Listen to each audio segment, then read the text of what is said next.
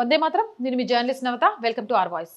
ముందుగా నేను ఒక వీడియో చూపిస్తా, చూడండి. ఆ వీడియో చూసినాక మాట్లాడుకుందాం. వీళ్ళంతా ఏడు నుంచి వచ్చిండ్రు, వీళ్ళ ఆచారాలు ఏందో, వీళ్ళు పాటిస్తుంది ఏందో, ఇంతకాడికి సనాతన హైందవ ధర్మం నుంచి మారమని చెప్పడం ఎందుకు నాకు అర్థం కావట్లే.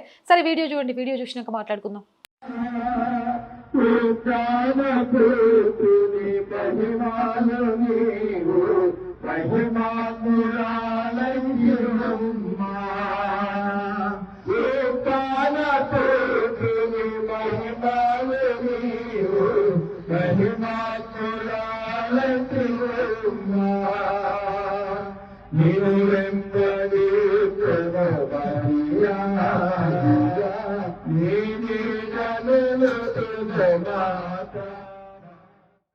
చూసిండ్రు కదా,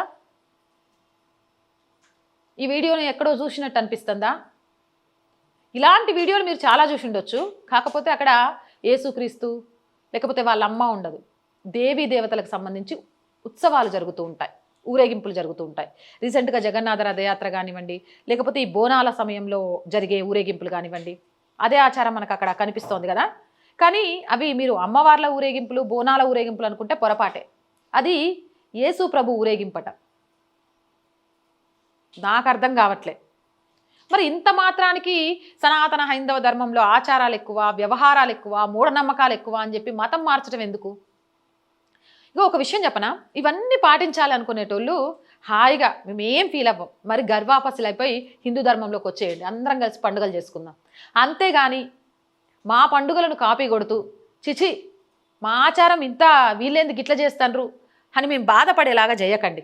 ఏడు నుంచి వస్తారు మీరంతా? అటు ఇటు కాకుండా బతికేస్తారు. మీకు అర్థమవుతుందా లేదా? ఎటో ఒకవైపే బతకండి రాబాయ్, అప్పుడు మనుషులు అంటారు. అటు ఇటు కాకుండా బతికితే సగం మనిషి సగం మృగం కలిస్తే ఎట్లుంటుందో గట్లుంటుంది. మీ వ్యవహారం అట్నే ఉంది. ఏదేమైనా మళ్ళీ ఎవరైనా ఏమైనా అనుకుంటారేమో, వెనక్కి వస్తే మళ్ళీ బాగోదేమో అని బాధపడకుండా హ్యాపీగా హైందవ ధర్మంలోకి వచ్చేయండి. మళ్ళీ మీ అందరికీ ప్రక్షాళన చేసి హిందూ ధర్మంలోకి తీసుకుంటే ఇదే రకంగా మనం ఉత్సవాలు చేసుకుందాం. అటు ఇటు కాకుండా సగం సగం చేసి ఎందుకు బాధపడుతుంటారు?